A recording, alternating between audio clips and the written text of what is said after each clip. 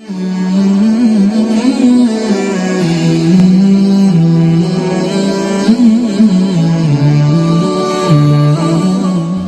Channel, সত্য ও শান্তির পথে। আলহামদু বিল ইসলাম, লাকাল হামদু বিল কুরআন। আমরা প্রশংসা করলাম কার? সব সময় প্রশংসা করব কার? কম কম না বেশি বেশি? বেশি বেশি করলে লাভ না লস? আর আল্লাহর প্রশংসা করে করে কোনোদিন শেষ করা যাবে?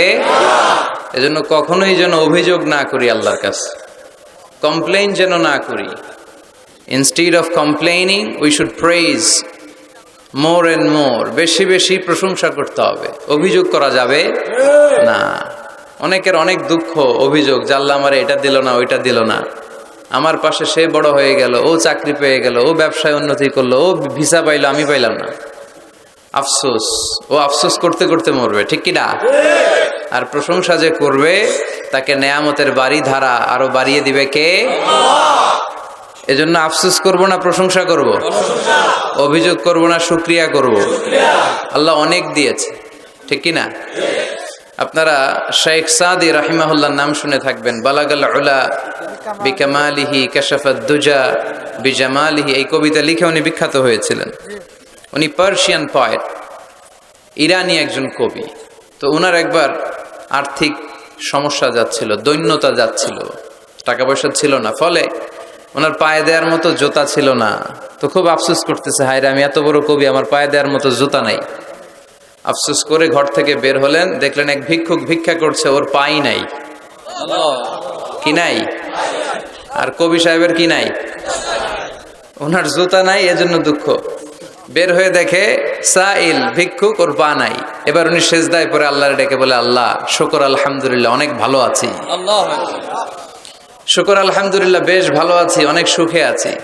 এজন্য সুখ হচ্ছে আলহামদুলিল্লাহর ভিতরে। সুখ আছে কিসের ভিতরে? যে কোনো পরিস্থিতিতে আমরা থাকি না কেন, বিপদে আপদে, সকালে বিকালে, শীতকালে গ্রীষ্মকালে, আমরা কি পড়বো? আলহামদুলিল্লাহ পড়বো। এর কারণ চাহিদার কোনো শেষ নাই। যার আছে যত বেশি, সে চায় তত বেশি। দেখবেন যার সাইকেল আছে ও হুন্ডা চায়, চায় না? আরো নিচ থেকে যদি বলি, যার পা নাই ও চায়, আল্লাহ আমার যদি দুইটা পা থাকতো। কথা বলেন? পা নাই এরকম লোক আছে না এলাকায়?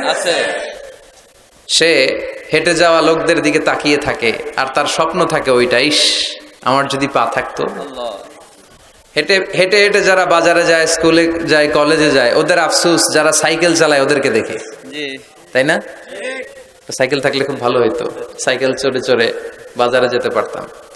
সাইকেলওয়ালারও আফসোস আছে, সে আফসোস করে হুন্ডাওয়ালাদের দেখে, মনে মনে ভাবে যদি ভো ভো থাকতো, হ্যাঁ একেবারে যেতে পারতাম।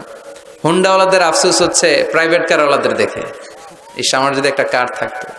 যার কার আছে ও আফসোস করে, ইস আমার যদি একটা প্লেন থাকতো। যার প্লেন আছে ও বলে, ইস আমার যদি একটা কপ্টার থাকতো, if I had a copter, আমার যদি একটা হেলিকপ্টার থাকতো, উড়াল মারতাম। কথা বলেন? তাহলে এই চাহিদার, ডিমান্ডের, হিউম্যান ডিমান্ডস এর কোনো শেষ আছে?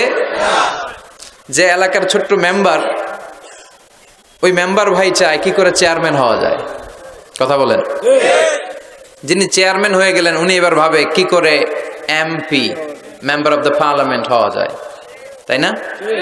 আচ্ছা, এমপি যিনি হয়ে গেলেন, উনি আর একটু উপরে যেতে চায়, ভাবে যদি একটু যদি যাইতে পারি, একটা মন্ত্রণালয় যদি পাইতাম, হ্যাঁ মিনিস্ট্রি যদি একটা পেতাম, কতই না ভালো হতো।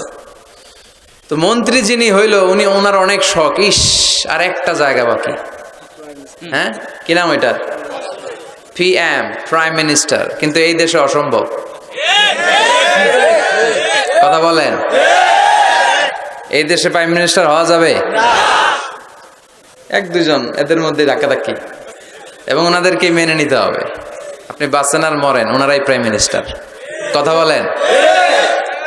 তাহলে এই কথাগুলো বলার উদ্দেশ্য হচ্ছে, হিউম্যান ডিমান্ডস এর কোনো শেষ নাই, আনলিমিটেড হিউম্যান ডিমান্ডস। এজন্য বিশ্বনবী বললেন, লাউ আন্না লিকুল্লি ইবনি আদামা ওয়াদিয়ান মিন যাহাব আহাব্বা আইয়াকুনা লাহু ওয়াদিয়ান ওয়া লা ইয়ামলা আফাহু ইল্লা তুরাব। আল্লাহ বলেন এই বনি আদমের প্রত্যেককে যদি একটা করে স্বর্ণের পাহাড়ের মালিক বানিয়ে দেয়া হয়। কিসের পাহাড়? দেখছেন জীবনে?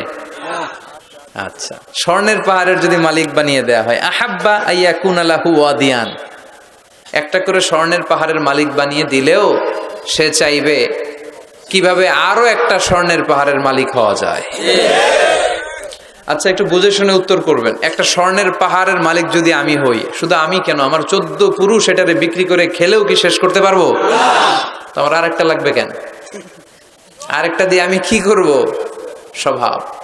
বিষ্ণু বললেন সবশেষে হাদিসের শেষাংশে বললেন, ওয়ালাইয়ামলা আফাহু ইল্লা তুরাব, কবরের মাটি ছাড়া কোনো কিছুই মানুষের এই জিহ্বাটারে থামাতে পারবে না। চিৎকার করে বলেন ঠিক কিনা? এজন্য যার আছে বেশি ও চায় বেশি, এই ডিমান্ডটারে একটু কমাতে হবে, আল্লাহর কাছে শুকরিয়া করতে হবে। অর্থের প্রয়োজন আছে, কিন্তু এটার হৃদয়ে স্থান দেয়া যাবে না। এটা হাতে আসবে আবার চলে যাবে, ঠিক কিনা? হৃদয়ে স্থান থাকবে কার? যাদের হৃদয়ে আছে আল্লাহর ভয়, তারা কভু পথ ভুলে যায় না। আল্লাহর প্রেম ছাড়া এই দুনিয়ায় কারো কাছে কোনো কিছু চায় না, ঠিক কিনা? মুমিনের হৃদয়ে দরদ ভালোবাসা থাকবে একজনের জন্য। চিল্লায় বলেন তো তিনি কে? এজন্য আমরা যেন শুকরিয়া করি, আমরা যেন অভিযোগ না করি। দেখেন, আমরা যদি জিজ্ঞেস করি ভাই আপনি কি চান, কি লাগবে আপনার, কার কি লাগবে, একজন বলবে আমি এটা চাই, আমার এটা নাই, আমি ওইটা চাই, ওইটা চাই, কত কিছু লাগবে আমাদের। কিন্তু ঠিক এই মুহূর্তে যে লোকটা হসপিটালের বেডে শুয়ে আছে, ক্যান্সারে আক্রান্ত, ক্যান্সার যার নেই কোনো অ্যান্সার, ওরে যদি জিজ্ঞেস করেন ও বলবে আমার কিচ্ছু লাগবে না, আমি শুধু বাঁচতে চাই। ও কি চায়? আর আমরা অনেক কিছু চাই। এজন্য আমরা শুকরিয়া করব বেশি বেশি। শুকরিয়া করলে বাড়িয়ে দেয় কে? আল্লাহ। বিশ্বনবী দোয়া করতেন, আল্লাহুম্মা জাআলনি সাবুরা ওয়া জাআলনি শাকুরা ওয়া জাআলনি ফি আইনি সগীরা ওয়া ফি আয়ুনিন নাসি কাবীরা। আল্লাহ আপনি আমারে ধৈর্যশীল বানান, আপনি আমারে শুকরগুজার বান্দা বানান। আল্লাহ আমার চোখে আপনি আমারে ছোট বানান, গোটা বিশ্বের মানুষের চোখে আপনি আমারে বড় বানান। সবাই পড়ি আমিন। এজন্য সবসময় প্রশংসা করব কার? কম কম না বেশি বেশি? সবসময় শুকরিয়া করতে রাজি আছি তো? আল্লাহ সব সময় যেন আমরা তোমার শুকরিয়া করতে পারি, তুমি তৌফিক দাও। আরো জোরে